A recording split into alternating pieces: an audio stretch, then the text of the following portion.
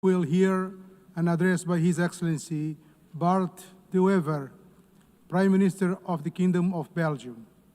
I request protocol to escort His Excellency and invite him to address the Assembly.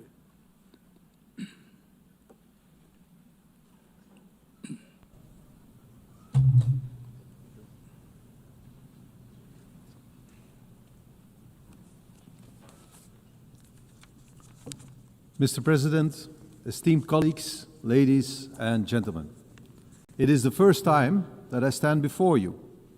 I am 54 years old, which means that I was a teenager in the 1980s, when Ronald Reagan was president of this great country, a man that I admired and that I still admire. Today, I'm nostalgic of that time, because then I truly believed that the Western world was bound together by shared values and mutual respect. And I also believed that these values would eventually rule the entire world. Today, we are reminded of the Melian dialogue of the Greek historian Thucydides.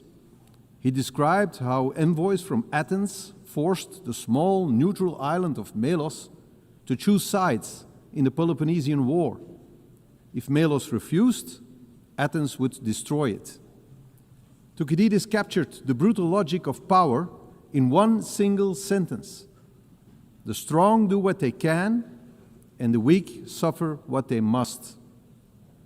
He may have been right about human nature, but that is not the world we want to live in today.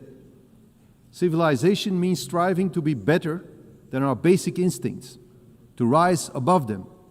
The United Nations was born out of the most destructive war in human history to embody precisely that aspiration. And yet today, international organizations are under pressure. International law is under pressure. Respect for sovereignty is under pressure. Geopolitics often boil down to sheer ego politics, and I regret this deeply. That is why I stand before you today to advocate for a world anchored in mutual respect. A world of free and fair trade. A world of strong partnerships, respect and cooperation. A world based on international law. A world that tackles climate change. A world of peace, prosperity and progress.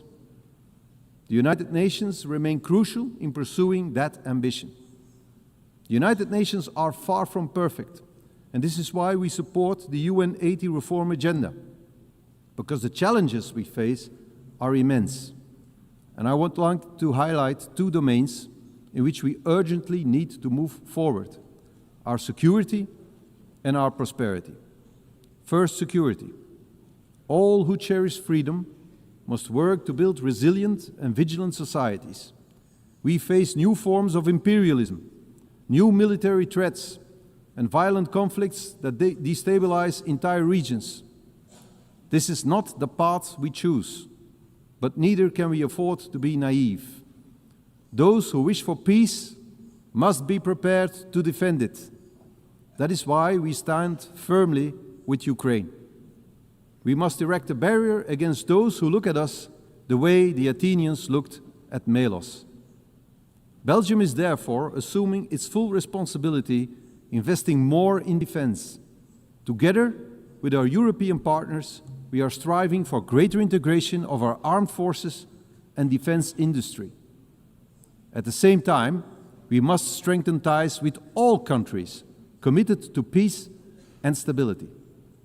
We must also confront the rise of international organized crime.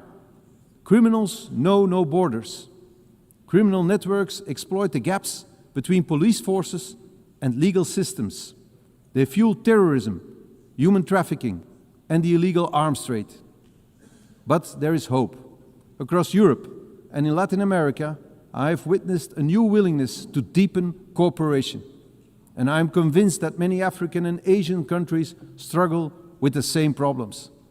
Together we can make our societies open for business, but closed for crime. Because the security of our citizens must always remain our first responsibility. That is the first great challenge we must tackle. Another major challenge we face is to ensure as much prosperity as possible for as many people as possible.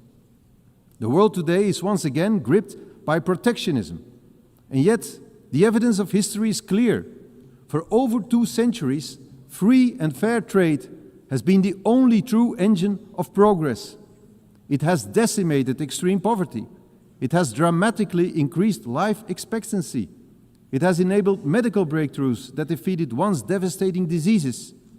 Free and fair trade is the way forward. We must nurture it, and we must defend it. We must tear down trade barriers. We must allow our economies to grow across borders. We must stimulate productivity, strengthen labor markets, and invest in innovation. In short, we must create prosperity that is globally shared. And let us remember, prosperity engenders peace. Prosperity builds trust. Belgium stands ready to be your partner in this endeavor. Belgium is and will always remain open for business. Mr. President, distinguished delegates, let us not succumb to the harsh logic of Thucydides. Let us prove that the destiny of humankind is not to dominate or to suffer, but to cooperate and to prosper. This is and should always remain the mission of the United Nations. I thank you. On behalf of the Assembly, I wish to thank the Prime Minister of the Kingdom of Belgium.